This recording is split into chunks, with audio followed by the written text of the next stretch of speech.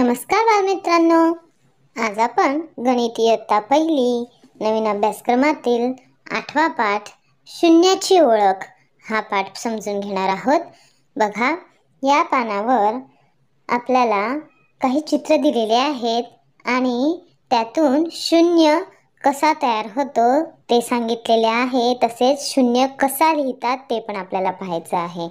बघा, आतापर्यंत आपण 1 2 3 असे 9 पर्यंत सर्व अंक वाचले, गिरवले, लिहिले, चित्र मोजली, बरोबर ना। मग आता पुढचं आहे ही शून्याची ओळख आज आपण करून घेणार आहोत। चला मग बघा, या पाठामध्ये एक मुलगी दिसते आणि तिच्या हातात ताटात 5 मोदक आहेत आणि त्यानंतर तिचे आजोबा तिथे आले आणि आजोबांनी एक मोदक उचलला तर ताटात फक्त आता 4 मोदक उरले। त्यानंतर 4 मोदकांपैकी त्या मुलीच्या मम्मीने अजून एक मोदक घेतला।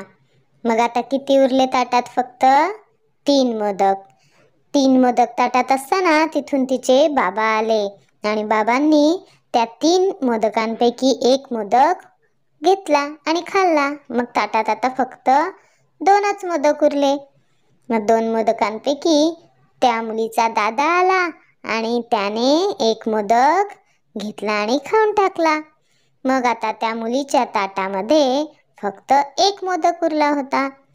मग त्या मुलीने काय केलं? तिने सुद्धा तो 1 मोदक घेतला आणि खाऊन टाकला। आता त्या ताटामध्ये किती मोदक उरले बरं? काहीच नाही उरले, बरोबर ना। मग जेव्हा काहीच उरत नाही तेव्हा आपण म्हणतो शून्य मोदक। किती मोदक उरले तिच्या ताटात? 0 मोदक उरले, म्हणजे एकही मोदक शिल्लक राहिला नाही। बघा बरं, शून्य कसा लिहायचा असतो? हा असा, ह्याला शून्य म्हणायचं।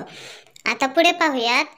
बघा, इथे झाडांवर आधी 5 सफरचंद होते, पण सगळेच सफरचंद खाली पडले, त्यामुळे एकही सफरचंद झाडावर राहिला नाही। म्हणजे झाडावर आता किती सफरचंद आहेत? तर 0 सफरचंद राहिले।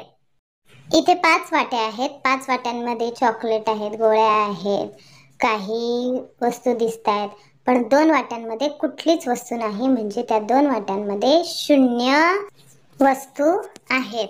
आता पुढचं चित्र पहा। आता इथे आपल्याला 2 बरण्या दिसतायत। एका बरणीमध्ये काही बिस्किट आहेत, मोजूयात बरं। एका बरणीत 7 बिस्किट आहेत आणि दुसऱ्या बरणीत काहीच बिस्किट नाहीत, म्हणजे दुसऱ्या बरणीत आपण इथे किती लिहूयात? 0 बिस्किट आहेत।